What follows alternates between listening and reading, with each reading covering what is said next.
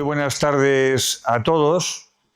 Vamos a continuar con este regalo que les dije el primer día, el lunes, que nos hacía a todos nosotros el Museo Arqueológico y Paleontológico de la Comunidad de Madrid, con este ciclo de conferencias sobre el origen de la vida con motivo de la Semana de la Ciencia que celebramos en toda la región, en toda nuestra región. Y para ello, pues tenemos hoy un plato fuerte también, que tiene que ver con la presencia aquí de un gran maestro también, de Juan Manuel García, de enorme interés respecto a la materia en la que hoy, esta tarde, vamos a hablar, por los motivos siguientes. Básicamente, le resumiré algo de su biografía, pero muy resumida, muy sintética, comenzando por decirles que es sevillano de origen, pero les voy a sorprender diciéndoles que el bachiller superior y el PREU lo cursó en Alcalá de Henares.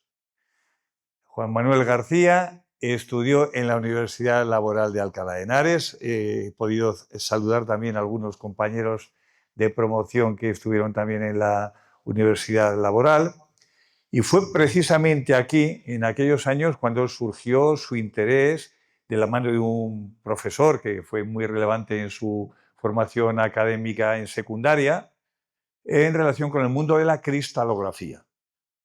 De inmediato, él se matriculó en la Universidad Complutense en Geológicas, se licenció, hizo su tesis doctoral sobre cristalografía, pero muy interesante destacar que en un aspecto de la cristalografía que a mí me ha interesado mucho a partir de las conversaciones, que es en la formación de los cristales, en la formación, cómo se originan los cristales.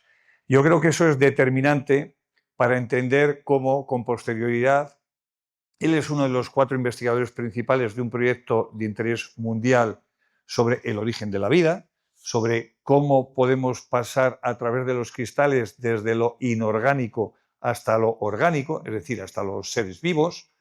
Y eso, pues él es uno de los grandes líderes mundiales, pero yo querría destacar de su personalidad, de su biografía y de su formación, que cuando pasó, no lo he comentado, que fue profesor titular como adjunto, que se llamaba entonces, en la Universidad de Cádiz, y con posterioridad se incorporó como profesor de investigación, la máxima categoría, la categoría equivalente a catedrático en nuestras universidades, en el Consejo Superior de Investigaciones Científicas.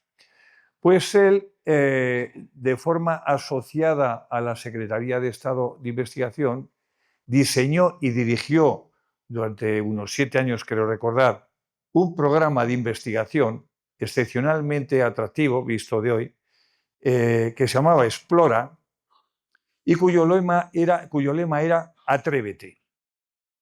Atrévete.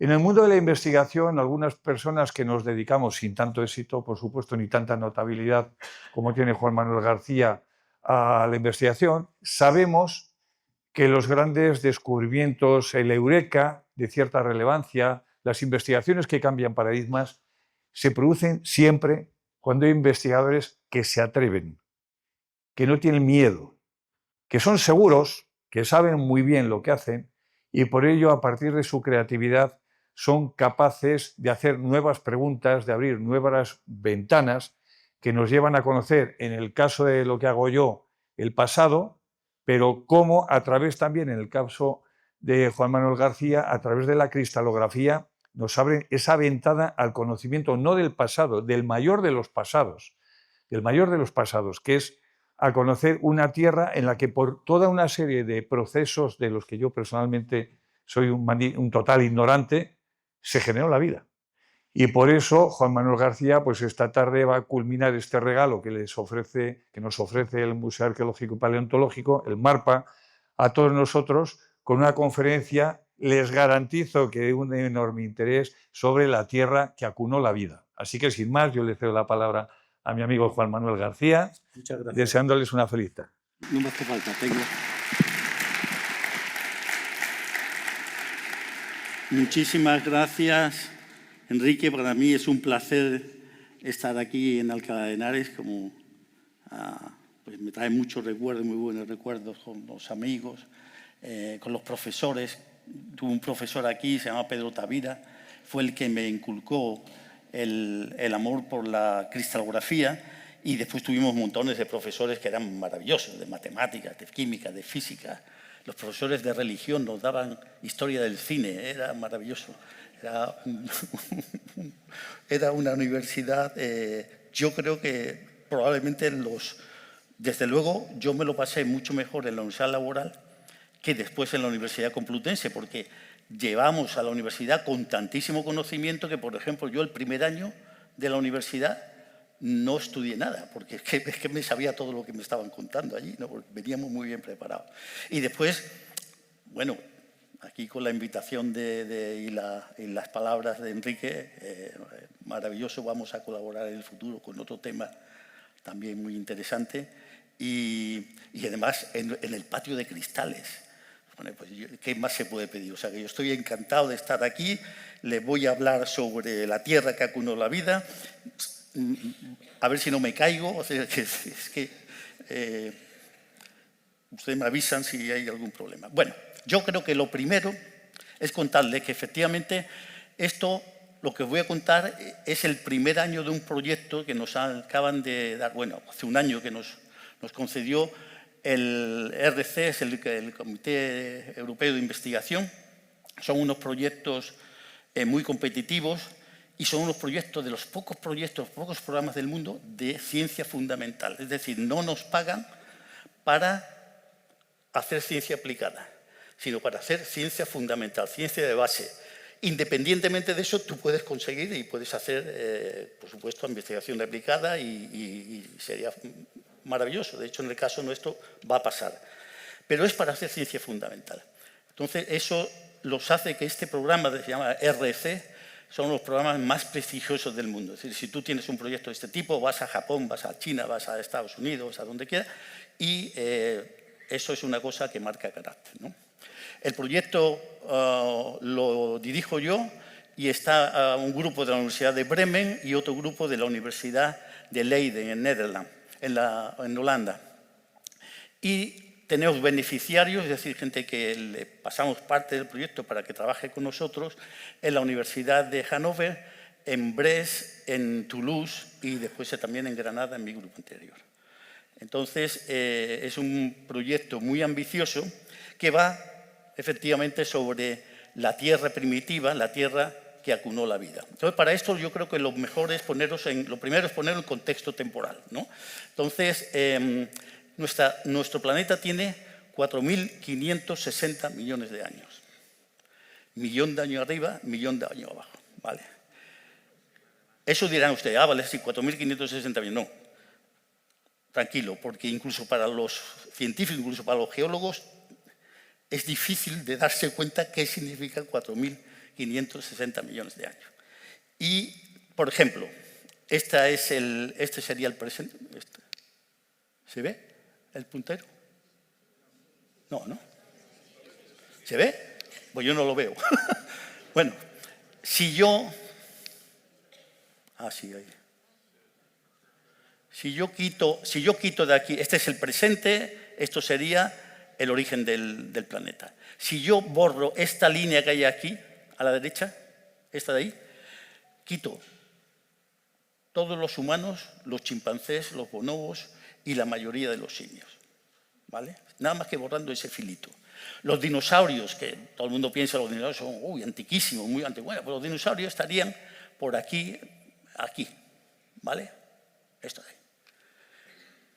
Y nosotros de lo que vamos a hablar es de esta parte roja de aquí, del jádico. Esos son los primeros 560 millones de años del planeta. Y no tenemos ninguna roca de esa época. O sea, todas las rocas de esa época se han erosionado o se han subducido, ¿no? Durante los procesos tectónicos del planeta. No queda ninguna roca de esa época. Entonces, la idea que teníamos, a eso le pusimos los geólogos el jádico. ¿Por qué? Porque jade significa el infierno en griego. Y entonces, la idea que teníamos hace 20 años era que, bueno, pues esta es una época en la cual pues había el planeta era un páramo yermo lleno de lavas, de volcanes, temperaturas altísimas, bombardeo meteórico, rayos por todos lados. Es una cosa en la cual la probabilidad de que existiera no solamente vida, sino de química prebiótica, o sea, química que fuera lugar, era cero. No tenía ningún interés.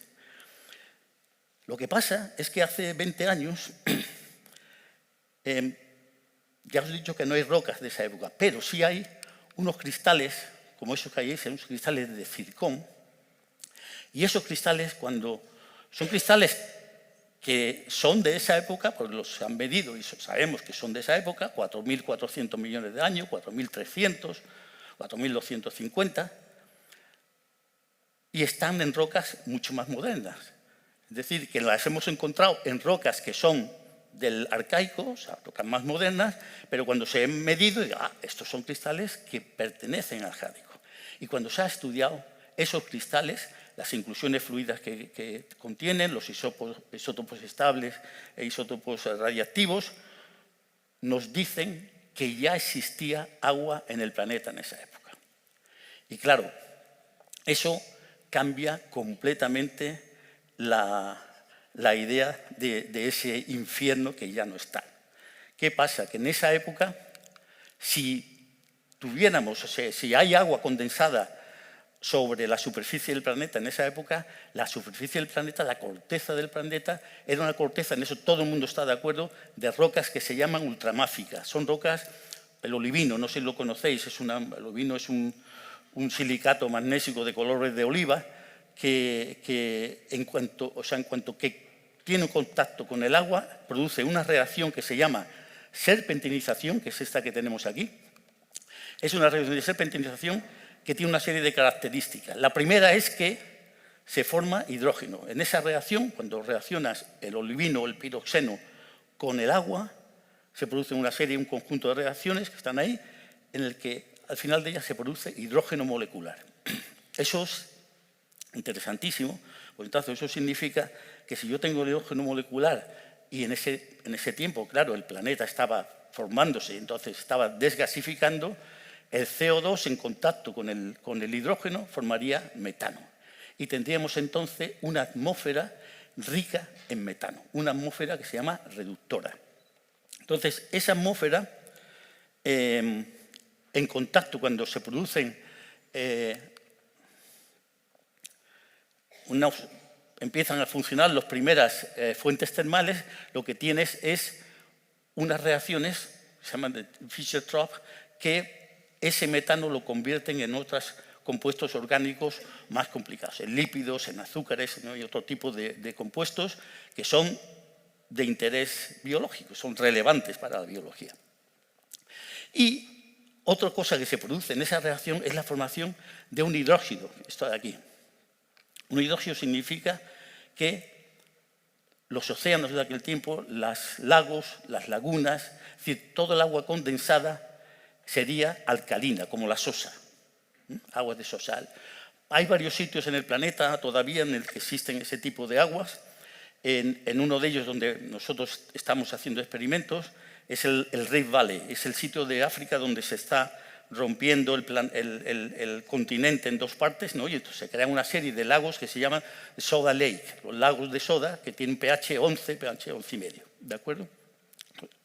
El planeta en aquel tiempo, las aguas serían en un tema alcalino, ¿no?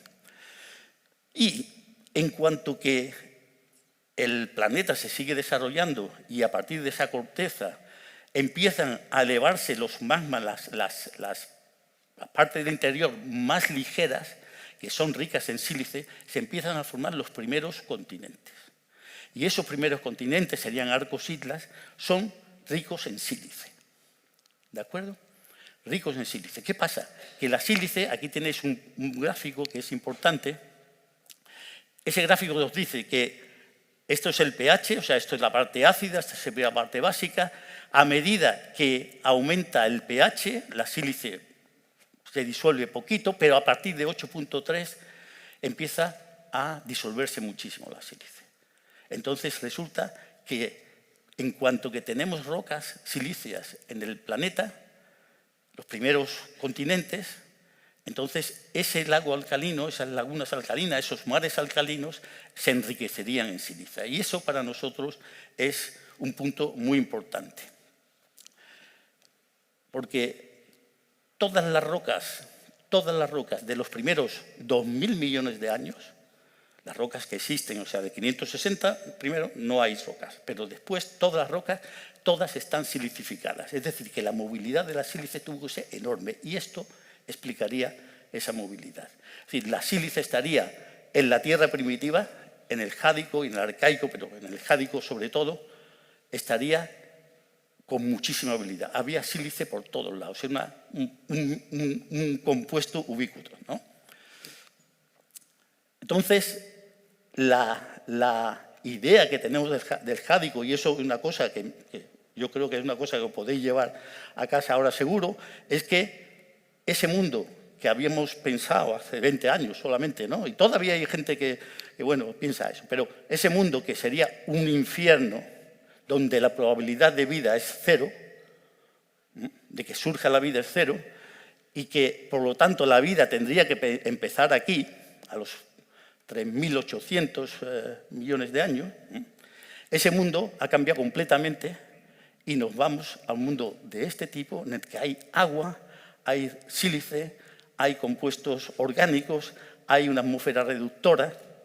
Entonces, hay toda una serie de condiciones para que la vida, al menos podamos pensar que se ha venido a producir, a generar alrededor de 1 millón de años antes. Ahora pensamos que la química que dio lugar a la vida aparece 1 millón de años antes que se pensaba hace 10 o 15 años. ¿De acuerdo? ¿Qué ocurre? Que entonces tenemos un planeta con una atmósfera reductora, rica en metano, con ambiente alcalino, con mucha sílice. Es decir, tenemos una factoría de compuestos orgánicos prácticamente a nivel planetario. Entonces, debía haber muchos compuestos orgánicos, como pasa, por ejemplo, ahora mismo en Titán, y pasan en muchos otros sitios. Es decir, esto que le pasó a la Tierra, le ha tenido que pasar a cualquier otro planeta tipo Tierra que hay, planeta o luna o meteorito. Entonces, hay miles en nuestra galaxia y millones en el universo. O sea, millones de planetas que debieron de pasar por esto, igual que pasó la Tierra. Y entonces ahí lo que tenemos es una factoría que se produce en compuestos orgánicos por LINES y por rayos. Había muchísimos rayos, eso también lo conocemos, muchísimos rayos en la Tierra primitiva, radiación ultravioleta y radiación de protones, descargas electrostáticas, bombardeo meteórico, la síntesis de Fischer-Tropsch, que os he hablado antes. Es decir, la Tierra sería una factoría de química orgánica en ese momento. ¿De acuerdo? ¿Por qué la sílica es importante? ¿Por qué la sílice es importante? La sílice es el SiO2, el óxido de silicio es el cuarzo, por ejemplo, ¿no? Es la sílice más conocida, pero hay muchos tipos de sílice distintas. ¿De acuerdo? Lo primero, como ya os he dicho, la sílice está por todas partes en el arcaico y, por supuesto, en el jádico. La sílice a alto pH tiene la capacidad de autoorganizarse, y eso es algo muy importante, es capaz de inducir la autoorganización de minerales como la calcita o como los óxidos de hierro y crear estructuras y procesos que son muy biomiméticos, es decir, que se parecen a la vida. Y, en tercer lugar, muy importante también, es que la sílice, a través de los grupos silanol, juegan un papel catalítico de las reacciones prebióticas complicadas, es decir, de la síntesis de moléculas prebióticas. Mirad, esto es un gráfico de lo que tenéis ahí, en vertical es el pH, a la izquierda las especies de sílice y a la derecha las especies de carbonato en función del pH, ¿no?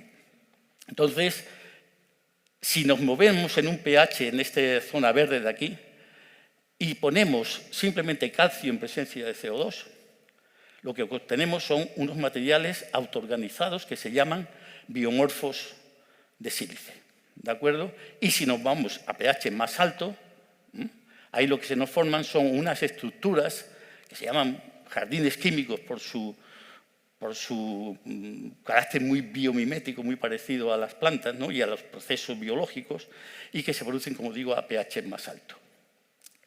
Estas estructuras que ven ahí, que bueno, tienen mucha pinta, ¿no?, de biológicas, bueno, no solamente no son estructuras biológicas, que no son ni siquiera estructuras que contienen materia orgánica.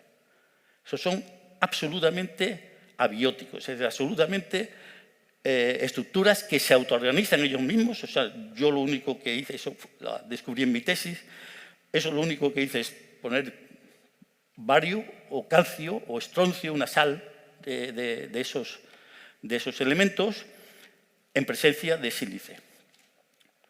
Tú lo mezclas y al cabo de los 30 o 40 minutos empieza a mirar en el microscopio y empieza a ver este tipo de estructura. Entonces, es una estructura que son remarcablemente biomiméticas, pero que no tienen absolutamente nada que ver con la vida.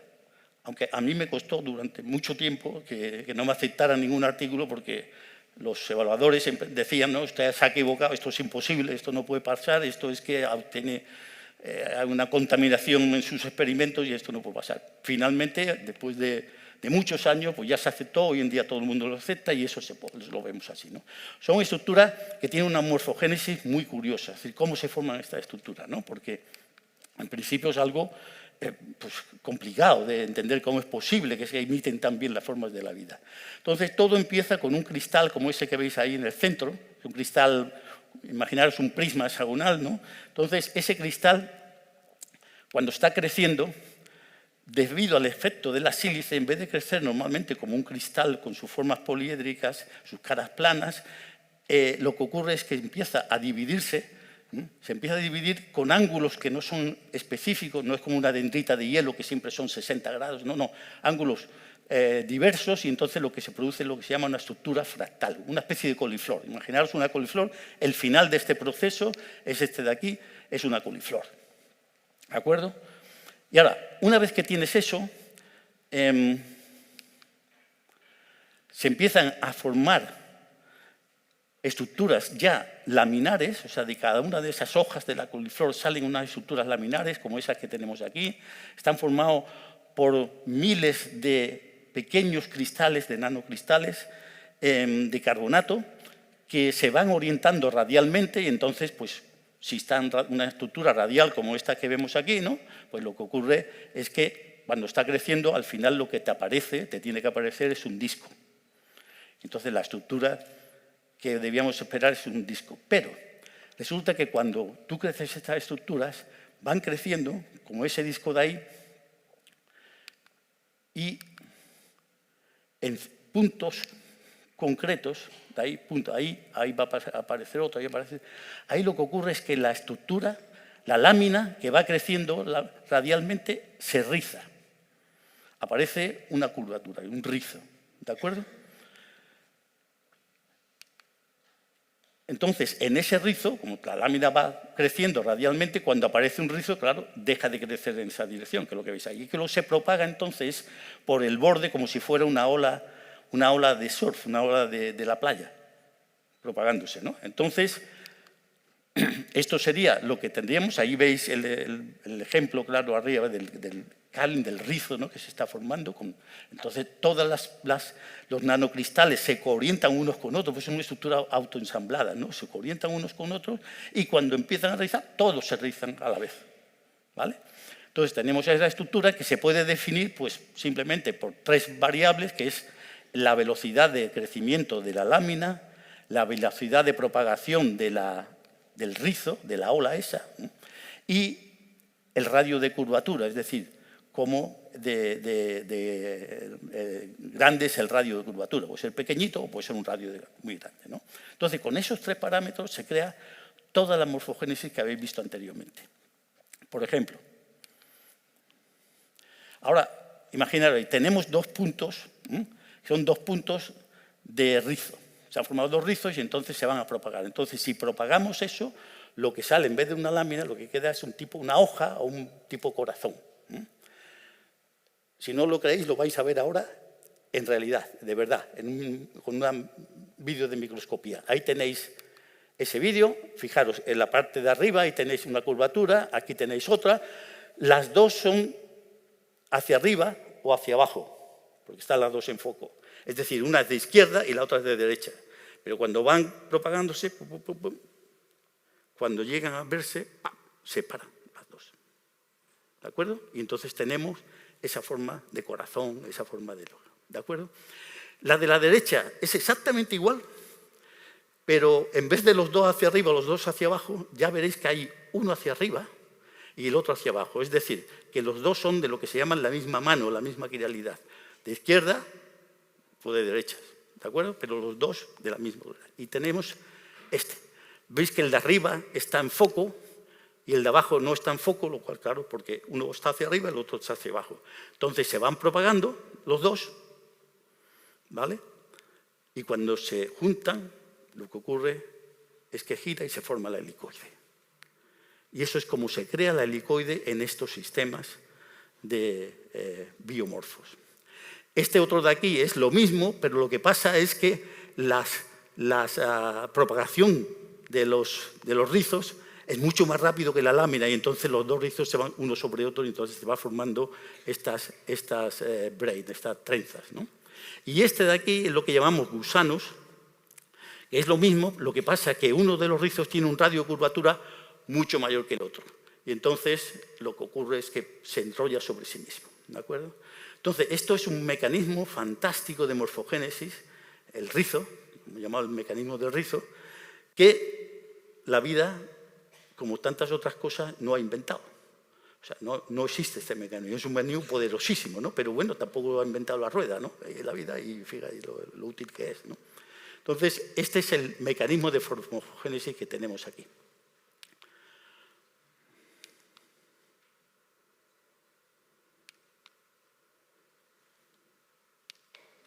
Vale. Esto es lo que os he dicho anteriormente. Ahí tenéis la solubilidad de la sílice en función de la temperatura del pH. Ahí tenemos un punto donde vamos a empezar una de estas estructuras. Entonces, lo que produce la estructura esta es el frente de crecimiento, se va propagando y entonces es de carbonato y entonces el pH lo que hace es, debido a eso, baja el pH. Entonces, cuando baja el pH, la sílice entonces es más insoluble y precipita. Entonces, precipita la sílice, entonces lo que hace es subir el pH. Y otra vez lo mismo. Entonces, es un mecanismo de autoalimentación que se va repitiendo uno sobre otro y es el que produce que estas estructuras se vayan autoorganizando ellas mismas. No es algo que le estamos diciendo, le estamos poniendo temperatura, lo estamos enfriando, lo estamos metiendo CO2, le estamos metiendo presión, no. Es simplemente que ella misma se va autoorganizando por esta reacción autocatalítica. Esto lo que produce es un fenómeno de oscilación del frente de crecimiento que con mi colega Marco Montalti, que tiene una tecnología excelente para medir el pH en micras, entonces vimos que efectivamente eso es lo que ocurría. Hay una oscilación del frente de crecimiento que es el responsable de todo esto, ¿no? Entonces, esto, ¿por qué es interesante? Es interesante porque para reconocer la vida primitiva aquí o en otro lado del universo, en Marte o en un meteorito que venga de otro planeta, en meteoritos, ¿no? Entonces, lo que se utilizan son diversos criterios, ¿no? Pero el más potente es el criterio de la morfología. Es decir, por ejemplo, no sé si os acordáis, los que sois mayores, que en 1996 NASA hizo un anuncio fantástico. Hemos encontrado vida en un meteorito de Marte, porque habían encontrado, entre otras cosas, este tipo de estructuras que veis aquí, que son septadas, parecen gusanos septados, y entonces la idea que se tenía es que eso es imposible de hacer inorgánicamente. O sea, el mundo inorgánico no puede ser capaz de hacer estructuras tan complejas como esa. Esto de aquí a la derecha son otro tipo de microfósiles, es decir, restos fósiles de vida primitiva, que también pues, tienen ese tipo de morfología. Entonces, cuando sacamos los biomorfos, ¿no? Y dije, bueno, es que resulta que estas estructuras son muy parecidas a las estructuras que nosotros hacemos. Estos son, por ejemplo, estructuras que se consideran microfósiles, restos de vida, los primeros restos de vida del planeta. Claro, bueno, obviamente si tú te encuentras una cosa de este tipo, una heliconema, ¿no? Es una helicoide ahí, o esto de aquí, ¿no? Esto de ahí tan complejo, te lo encuentras en una roca y dices, bueno, esto tiene que ser relacionado con la vida. Lo que pasa es que cuando yo esto lo empecé a comparar con mi archivo de fotografías de biomorfos, pues resulta que prácticamente todas las morfologías que se habían anunciado para la Tierra primitiva las podíamos hacer en el laboratorio, en unas condiciones, además, que son unas condiciones muy parecidas a las de la Tierra, a las de las rocas donde aparecen estas estructuras, porque todas estas estructuras, todas, aparecen en rocas, en sílex, todas. Entonces, claro, sílex, bueno, pues es el gel de sílice, inicialmente. Entonces, un gel de sílice de pH alto, pues es las condiciones, y además algunas de ellas eran o sea, sílex barítico, de bario. Entonces, claro, pues es pH alto, tienen bario, son las condiciones, pues serán las condiciones donde las que yo hacía los experimentos, ¿no? Y entonces, pues propusimos una alternativa, decir, bueno, es posible que esto que se ha considerado como las restos, las señales más antiguas de vida sobre el planeta, pues a lo mejor no son tales. Y claro, esto es muy importante porque te dice el tiempo, ¿no? El timing de cuándo aparece la vida en el planeta. Entonces, eso igual no son tales. Entonces cogimos los más antiguos presentados, esos fósiles más antiguos, e hicimos, porque esos fósiles están, claro, con carbón digamos, tienen una pátina de carbón. Entonces nosotros lo que hicimos es, en nuestros biomorfos, coger los biomorfos, meterlo en un líquido en el que contenía compuestos orgánicos, que el fenol, ¿no? Formaldehído, que eso sabíamos que existe en la Tierra primitiva por todos lados, lo pusimos ahí. Nosotros estábamos convencidos de que la sílice, por varias razones, lo que hace es absorber la materia orgánica selectivamente. Se absorbió la materia orgánica, lo llevamos a 350 grados para calentarlo y fosilizarlos, digamos, petrificarlos, y cuando hicimos los estudios de morfología y el estudio de microscopía Raman, lo que nos dieron fue exactamente la misma asignatura, la misma firma del espectro de Raman, tanto de los fósiles o posibles fósiles en las rocas reales como de los que hacíamos nosotros en el laboratorio. Entonces eso se publicó, tuvo mucho impacto. Claro, había sobre todo la escuela norteamericana que había montado todo esto, pues ahí tuvimos algunos problemas, pero bueno, ya eso ha pasado. Y ahora mismo todo el mundo entiende lo que nosotros contamos, es que la morfología no contiene información inequívoca de la genética, de la génesis del material. Eso es lo que nosotros conocemos. Es decir, usted no puede decir, si esto parece un bicho, es un bicho. No. Esto parece un bicho, pues igual no necesariamente es un bicho. Y recuerdo que en un congreso, pues un colega que, bueno, pues no le venía bien todo esto, hombre, Juanma y tal. Entonces tú lo que estás diciendo es que la morfología no contiene, o sea, por la morfología tú no puedes identificar un fósil, ¿no? Entonces, ¿esto qué? Digo, bueno, pues es que efectivamente, es que esto no se considera un fósil por la morfología. Esto se considera un fósil por una cosa que el Barón de Cuvier está diciendo, por la anatomía comparada. Eso es un fósil porque sabemos que si todo lo que tienes ahí, todas las estructuras que hay encajan una con otra y todos eso tienen una unión, es decir, tienen una razón de ser en la estructura que tú estás descubriendo en ese fósil. ¿De acuerdo? Y el ejemplo lo tenemos. Este es un señor, un divulgador fantástico, desgraciadamente ya falleció, presidente de la Asociación Americana de la Ciencia, paleontólogo, Stephen Jay Gould, y este tiene un libro que se llama, de artículos, en uno de los artículos, que le da nombre al libro, se llama Las piedras mentirosas de Marrakech. ¿Por qué? Pues porque resulta que si vais a Marrakech, al Atlas, allí venden muchos fósiles, hay muchos fósiles. Entonces, la gente va allí a comprar fósiles y tal, incluso los geólogos y tal. Y resulta que los marroquíes han desarrollado una tecnología fantástica para hacer fósiles artificiales, hacerlos ellos, ¿no? Y entonces este libro va de cómo, utilizando la anatomía comparada, tú puedes distinguir cuáles son los fósiles que hacen los marroquíes de los fósiles de verdad. ¿De acuerdo? O sea, que efectivamente, ¿cuál es el problema con la vida primitiva? Pues el problema es que son tan pequeñitos las cosas que tenemos, tan pequeñitas, que no se puede aplicar la anatomía comparada, porque no hay compartimentalización.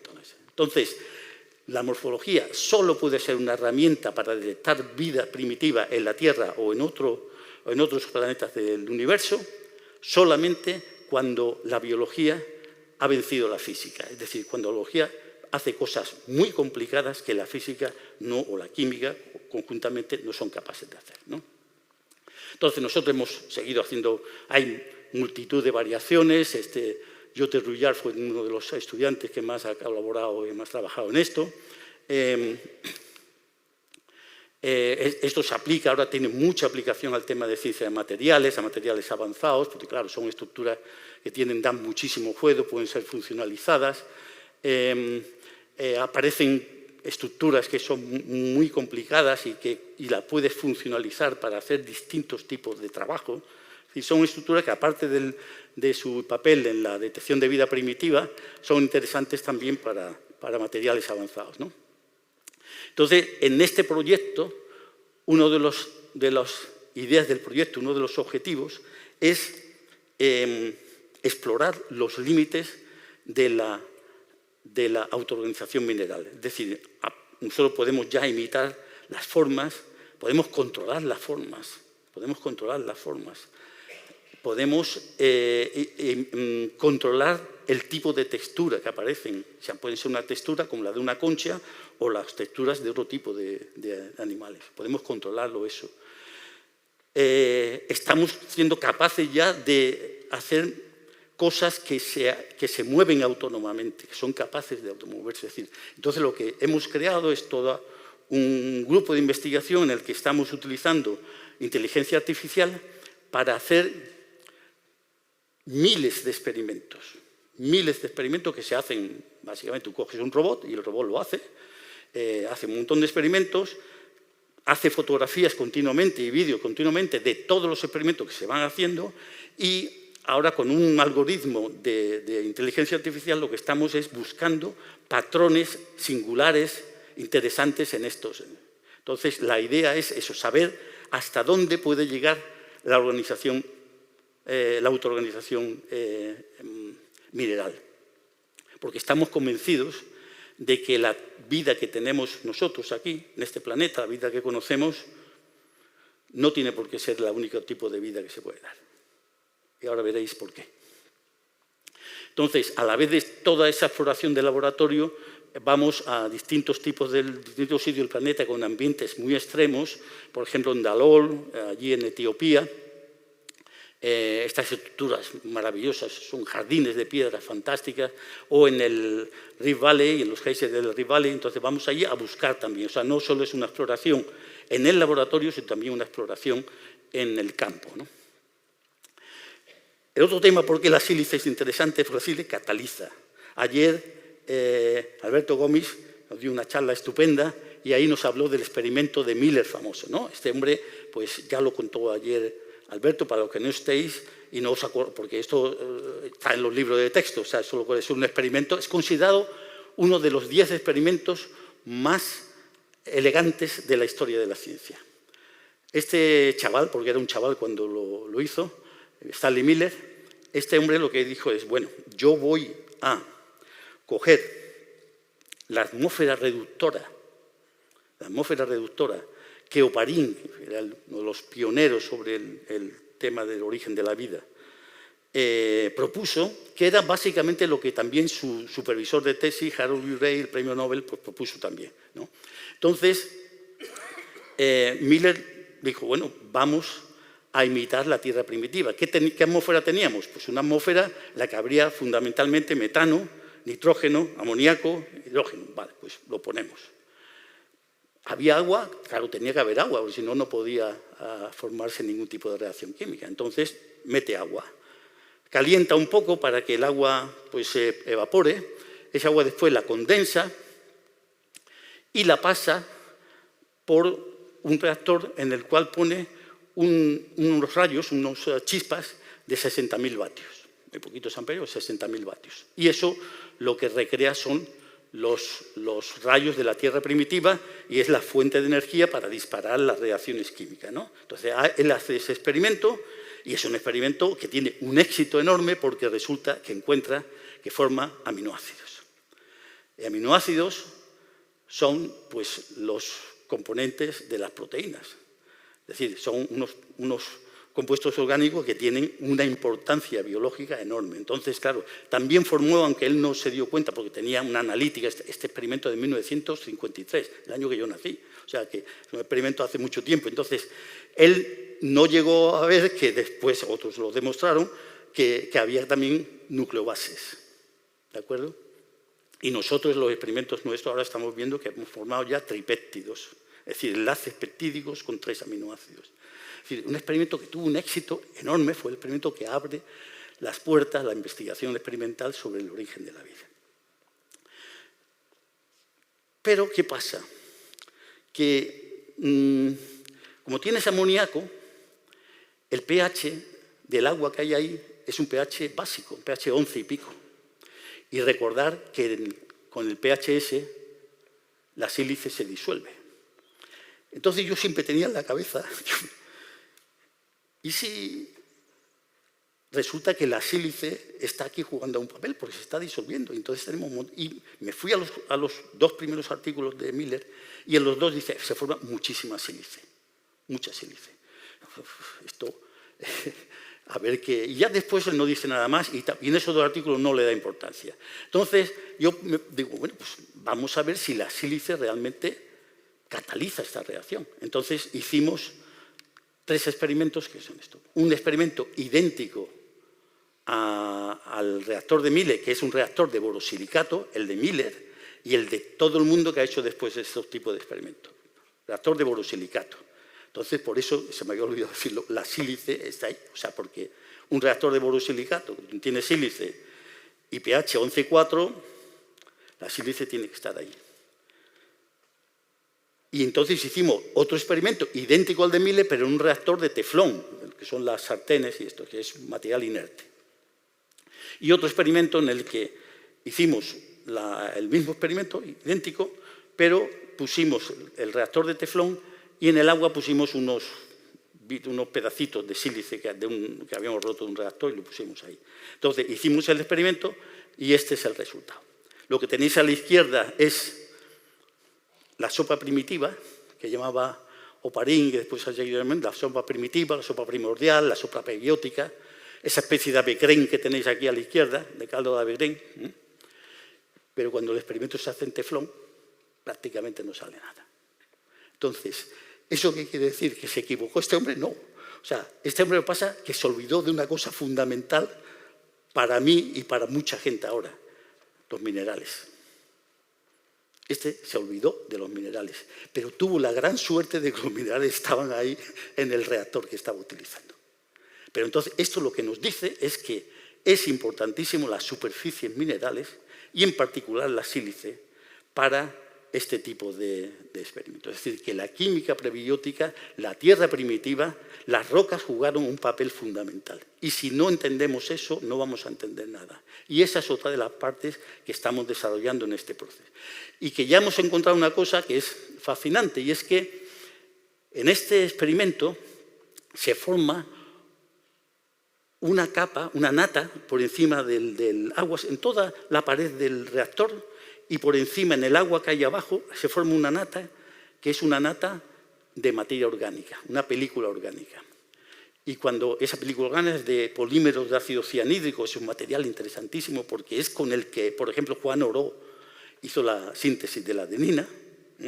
Entonces, es un material interesantísimo, es decir, un material que puede dar mucho juego, si tú digamos, cocinas con él después, ¿no?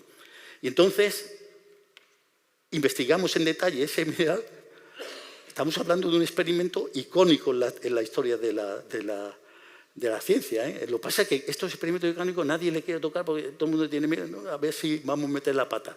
Y nosotros lo que hemos hecho es decir, no, vamos a tocar a ver qué pasa aquí, ¿no? Y entonces, lo que hemos encontrado, y es fascinante, y lo hemos publicado este año, ha tenido mucho éxito, es que esa es la materia orgánica que se forma, esa película orgánica, está formada por pequeñas estructuritas de 50 nanómetros, esos son como 100 veces más fino que el cabello. Son estructuras muy pequeñitas que forman esa película orgánica, pero cuando te metes a ver la película orgánica, lo que encuentras son estos. Aquí tenemos a Christian Genevine, que es un postdoc alemán que trabaja conmigo, que es el que hace todos estos experimentos ahora. Entonces nos encontramos, para nuestra sorpresa y para la sorpresa después de todo el mundo, que a la vez que se forman las moléculas relevantes para crear la vida, que son los aminoácidos, los nucleobases y los lípidos, se forman también las microreactores, que nosotros llamamos protocélulas, donde esas moléculas orgánicas que se están sintetizando pueden llegar a mayor complejidad dentro de esas vesículas. Entonces, esto es muy importante porque por primera vez, porque hay mucha gente que ha trabajado de cómo se pueden hacer protocélulas, ¿no? Membranas, han cogido lípidos, han cogido otros fosfolípidos, han cogido... Y bueno, se han hecho experimentos y se han visto, claro. Pero una cosa que está muy lejos de lo que es la Tierra primitiva, ¿no? Entonces, aquí lo que hemos visto es que no, cuando tú haces el experimento de Miller, ahí está todo ya, en ese momento. Todo ya. Eso es un tema importante. Ahora veremos por qué. Porque esto es, bueno, cómo se forman esas estructuras. Son unas estructuras que se forman porque el gas que se está formando, que fundamentalmente es ácido cianhídrico y hidrógeno, hemos visto, nadie había estudiado qué gases se forman durante el experimento, entonces se forma un montón de hidrógeno, ¿no? Y entonces es interesantísimo. Ese hidrógeno es el que se mete por la película orgánica y cuando llega al agua, a la sopa que está abajo, entonces lo que ocurre es que la burbuja que lleva el cianhídrico en contacto con el agua polimeriza y entonces te crea esas vesículas, ¿no? Dependiendo de cuál sea el flujo, pues son redondas o son alargadas o se forman una de pumping, como estos de aquí. Este es otro mecanismo de formación para el que ilustréis. Es un mecanismo también muy interesante para la Tierra primitiva. Es un mecanismo, se llama los jardines de sílice, en el que ahí veis que, bueno, como una burbuja es capaz de organizar una estructura alrededor que tiene una estructura, finalmente una morfología muy, muy biológica, ¿no? Ahora vais a ver cómo esa burbuja que tenemos ahí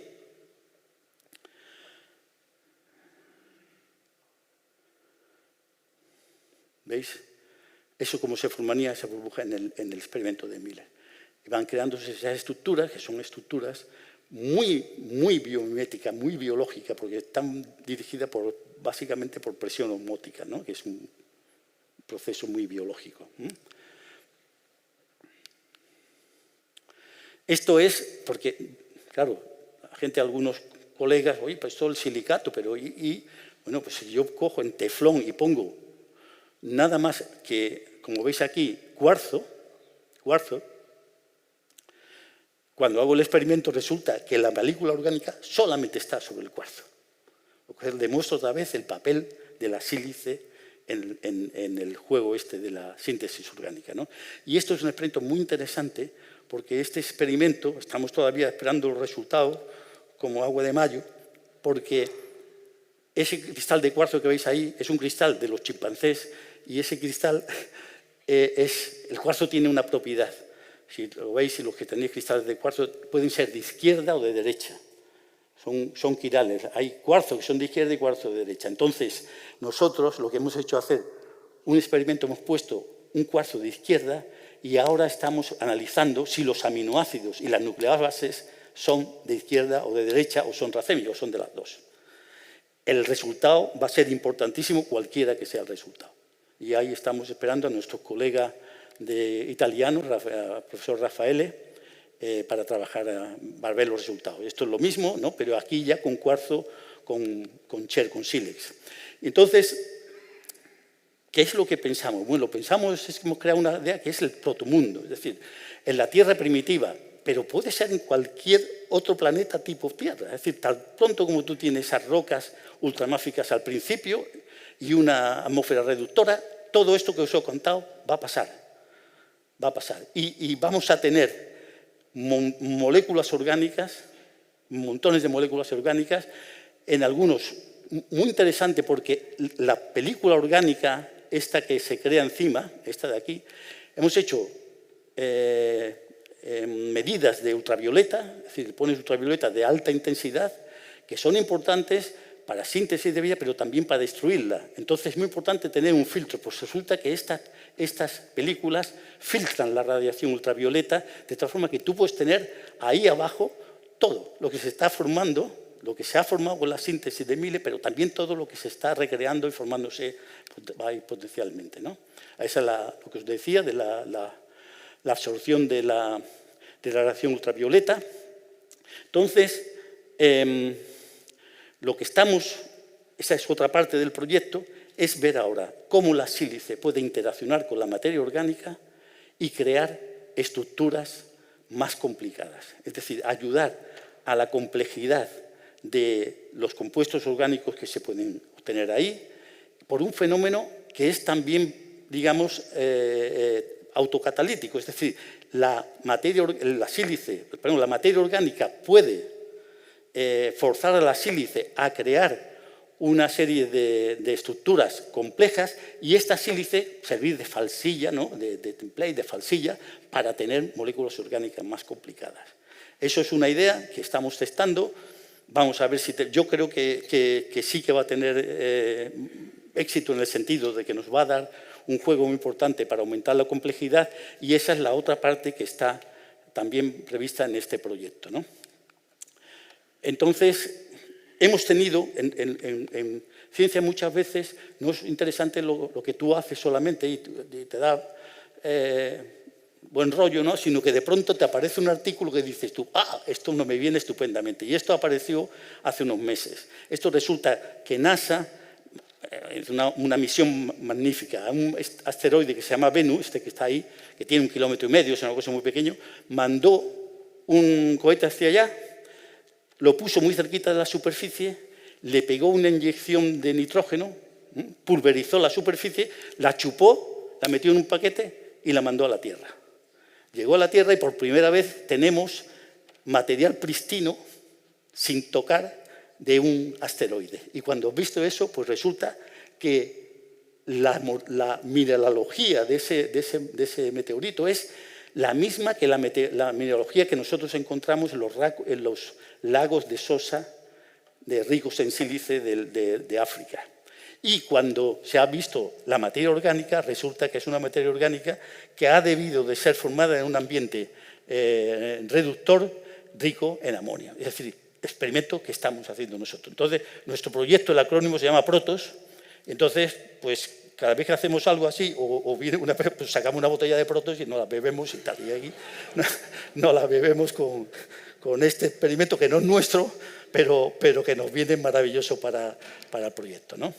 Entonces, bueno, ya voy a terminar las conclusiones. Básicamente es esa.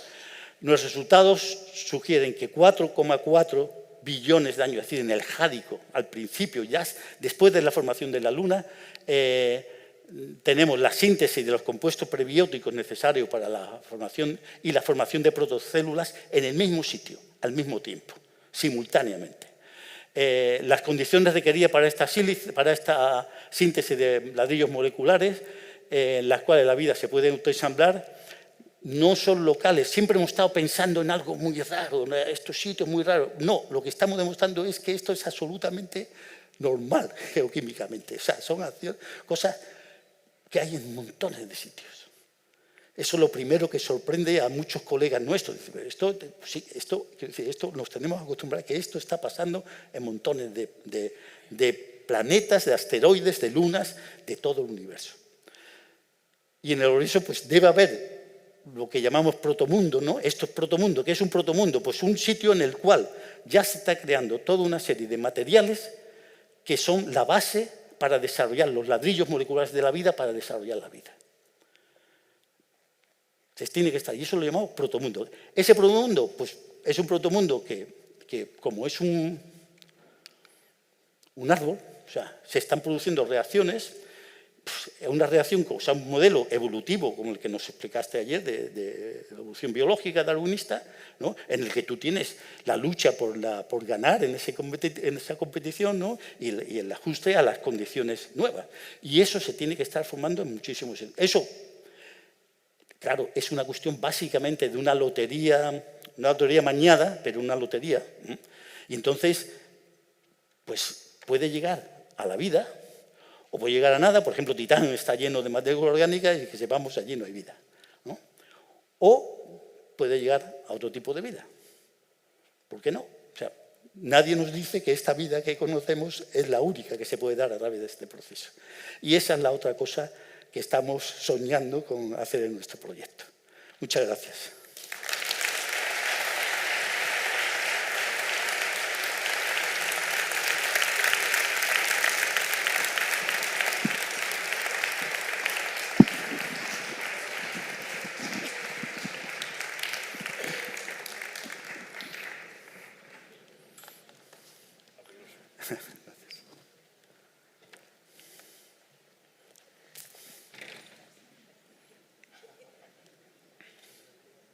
Miren, lo primero que hago... Esta es... Ah, vale, nos sentamos aquí. Ah, vale, sí.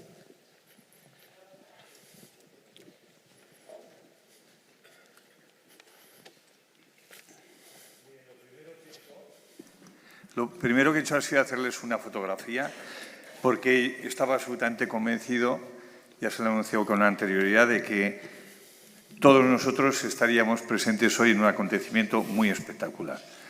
Dentro de muy pocos años creo que todos recordaremos que hemos tenido la ocasión de asistir a un acto de presentación de unos resultados, algunos de ellos ya preliminares, otros muy consolidados, pero la verdad es que las expectativas son absolutamente emocionantes. A mí, una de las cosas, claro, que más una de las muchas que me ha gustado en la manera de presentar las cosas es que siempre reconociendo el trabajo de todos los colaboradores y de todas las personas que están investigando en estos ámbitos. No me cabe la menor duda de que esa es una de las claves del éxito. Eso es lo que favorece la cooperación con otros equipos de investigación y eso es lo que favorece, pues efectivamente, avanzar de una manera tan gigantesca como lo que estáis haciendo.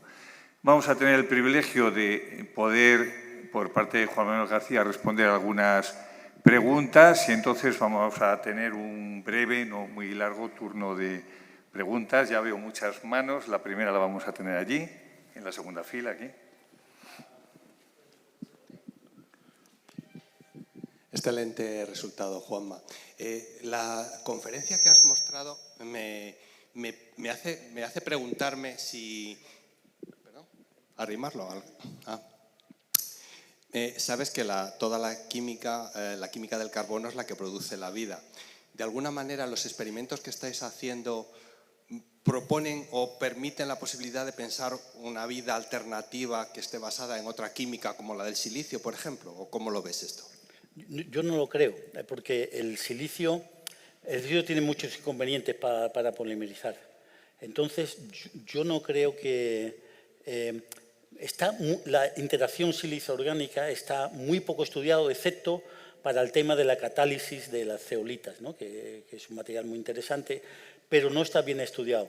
Entonces, yo creo que vamos a encontrar nuevas formas de organización de la sílice con el carbono. Pero la sílice sola es complicado. La sílice sola no creo que pueda dar mucho juego. Allí había otra petición. Allí había otra petición de mano. Muchas gracias por la charla. Una pregunta que siempre me he hecho es y que además, dado lo que usted ha contado, parece como que la vida podría haber surgido varias veces en la Tierra, podría haber habido varias síntesis. Sin embargo, en la práctica vemos que todos provenimos de un único organismo, ¿no? El famoso LUCA, pues, que fijó pues, un determinado código genético, 21 tipos de aminoácidos, etc. ¿Cabe la posibilidad de que haya habido más síntesis que se hayan perdido por alguna manera o que estén ocultas? Claro, es que, como bien dices, claro, tú dices, la vida se ha podido formar varias veces. Es que a ver qué definimos por vida. Porque, claro, podemos tener una vida simplemente metabólica, ¿no? Es decir, pues se han formado proteínas, las proteínas se han metido dentro de una célula, una protocélula, y se han creado pues, una vida basada en vida basada en el ácido nucleico, en la reproducción, o vida combinando algo de los dos, pero que no fue muy competitiva. Yo creo que la idea es esta de los árboles de... No sé, no tengo aquí. Esta de aquí a la derecha, abajo, ¿no? Es decir, que no hay un árbol de la vida, hay muchos árboles de la vida, algunos de ellos están llenos. O sea, digamos que el paisaje de la Tierra y de cualquier otro planeta similar ha debido de estar en un momento lleno de árboles de este tipo, o sea, de zonas, de localizaciones donde la vida, o sea, donde la materia orgánica se ha acomplejado y que tiene ha llegado a situaciones, pero en las que se ha quedado ahí, no sin más. Entonces, lo que ocurre es que en todos estos sistemas que son darwinistas, ¿no? En alguna forma son sistemas competitivos, es muy difícil que más de uno gane. Pero una de las cosas que yo digo en las conferencias es que cuando la vida no ha sido ni un soplo divino, ni una chispa de Miller, ni nada de esto. Es decir, no tiene sentido decir ¿cuándo apareció la vida? Pues mire usted, esto es un proceso largo, un proceso de evolución de la complejidad, y entonces no tiene sentido el hablar de en qué momento apareció la vida. Es una pregunta que no tiene sentido, porque la vida es un proceso, la creación de la vida, ¿no? ¿Alguna cuestión más? Aquí, en la tercera fila. Gracias. Bueno, primero, muchísimas gracias por esta charla. Una cosa que yo veo quizás es que también la vida tiene una serie de características, ¿no?, que se guardan en su material genético, ¿no?, que nos van diciendo toda la historia de los seres vivos. Entonces me pregunto, ¿en esa historia de los seres vivos en algún momento cuando, digamos, reconstruyendo este LUCA, etcétera, nos va a dar señas de esa dependencia entre la vida, digamos, y formas de sílice, o sea, y el sílice, ¿no? Porque en ese sentido la vida que conocemos hoy en día no parece que esté ligada, ¿no?, a la formación de estructuras de sílice. ¿Crees que va a haber como una reconciliación desde ese punto de vista? Bueno, es que no entiendo muy bien la pregunta. Sí. O sea, ahora mismo la biomineralización de sílice es una de las primeras que ocurre. O sea, utilizar la sílice como para crear esqueletos, ¿no? Pero yo es que, tú fíjate, el experimento de Miller, cuando nosotros medimos la sílice que hay en la materia orgánica, es bajísimo. Bajísimo. ¿Por qué? Porque si tú algo estás utilizando como catalizador, una de las características de los buenos catalizadores es que tú necesitas muy poco. Entonces, por ejemplo, el experimento de Miller hemos demostrado que si no hay sílice, no. Y ahora vamos a publicar otra cosa que también, si no hay sílice, y es espectacular, no pasa. Pero si tú te vas y tú le dices a un estudiante de máster, analiza este experimento de Miller y tal, pues no va a encontrar sílice a no ser que la busque. Entonces, claro, tú dices, bueno, no ha tenido nada que ver la sílice, ha tenido que ver mucho, pero no necesariamente un catalizador después tú lo encuentras en grandes cantidades en el producto del material. No sé si eso es lo que te... Sí, más o menos, sí. Muchas gracias.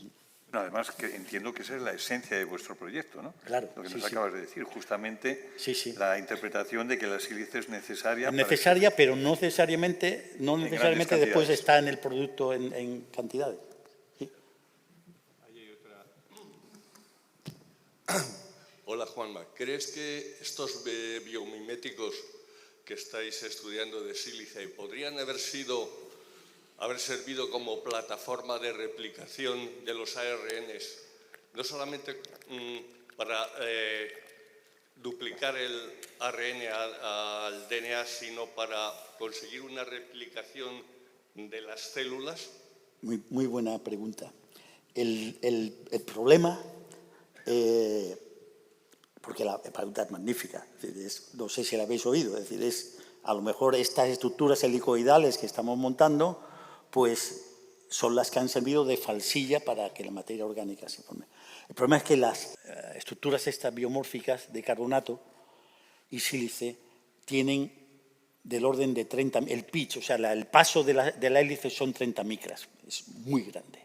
Pero yo estoy convencido, y estamos ahí buscando, que cuando estudiemos la sílice con la materia orgánica a nivel nanoscópico, es decir, vayamos a nanómetros, vamos a encontrar hélices de sílice. Eso estoy convencido. Y entonces ahí igual pegamos otro pelotazo. Aquí este joven. Sí, miedo le tengo. Y con razón.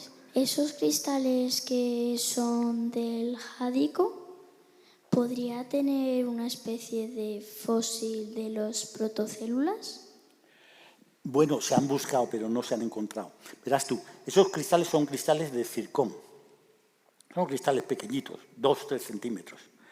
Y tienen, todos los cristales prácticamente, todos los cristales tienen lo que se llaman inclusiones fluidas. Es decir, tienen pequeñas cavidades rellenas con el líquido del que se formó el cristal. Entonces, eso nos da la información.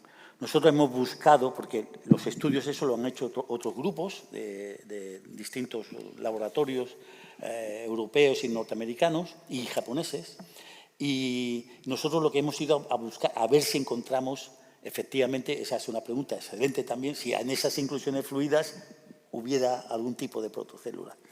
Desgraciadamente no la hemos encontrado. Pero bueno, hay que probar más.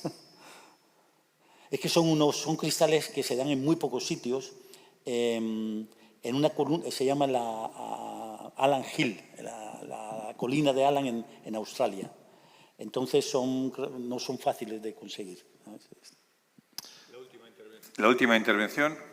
Buenas tardes. Mi pregunta es, el universo es inmenso, ¿no? Entonces hay científicos que dicen que si hay un planeta con vida, tiene que estar tan lejos que sería imposible a muchísimos millones de años luz, ¿no?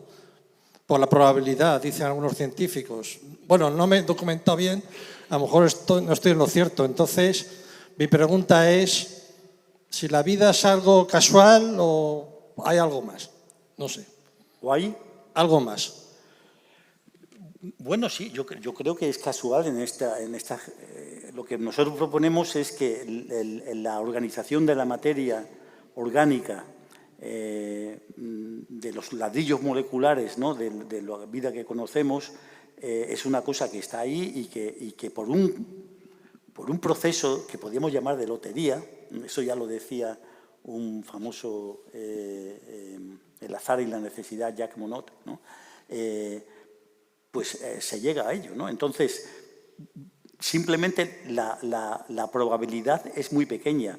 No es una probabilidad de una lotería sin más, ¿eh? No es una lotería sin más. Es una lotería amañada. Es decir, que tú cuando estás creando aminoácidos ya puedes formar péptidos.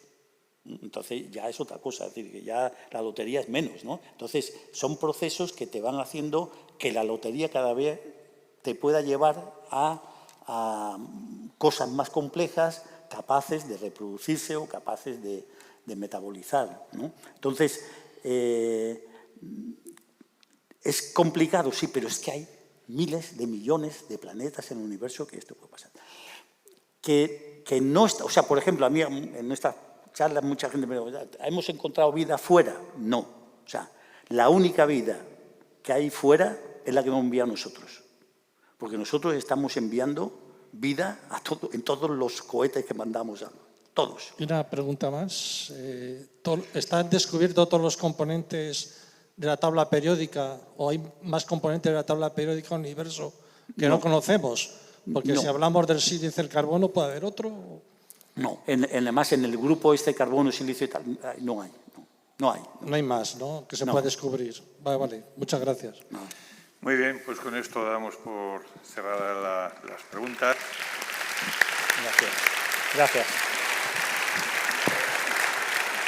Yo, para cerrar el acto, les diré que el primer día, en la presentación de este ciclo de 3 conferencias, les decía que era un regalo que les hacía y que me hacía, en la medida en que recordaba que en mi juventud me interesaba sobre todo por el conocimiento del origen de Homo sapiens.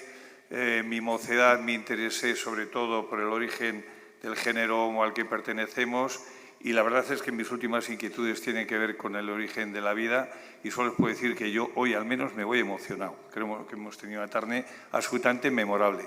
Muchas gracias por su asistencia. Muchas gracias.